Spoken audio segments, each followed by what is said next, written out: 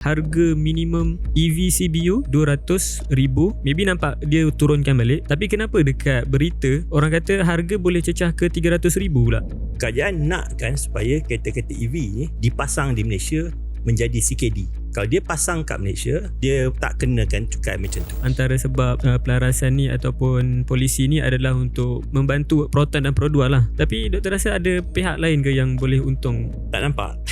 Yang rugi dia banyak. Tapi kalau kita masih lagi melindungi, protect kita tak dapat the best teknologi lah. Kita tak jadi better person lah. Saya rasa banyak brand yang memang dah, kalau range harga ni dia tak boleh jual, berapa banyak brand yang akan hilang. Bagi saya lah memang orang kata kita perlu berikan perlindungan kepada 700,000 orang, terutamanya kepada Proton dan Pro 2. Tapi at whose expense? Kerajaan nak rasionalisasi subsidi untuk T20 walaupun masih dalam cadangan. Doktor sendiri lihat macam mana cadangan ni? Apabila kita tengok T20 tu, kalau kita ikut Jabatan Statistik Malaysia punya definition, dia kata RM10,000 ke atas. Tapi bila cerita kata RM10,000 tu T20, banyak orang berdebat. Isu dah kat sini, macam mana saya selalu cakap dalam surat khabar sebenarnya, definisi T20 tu sendiri, itu yang kita perlu perhalusi.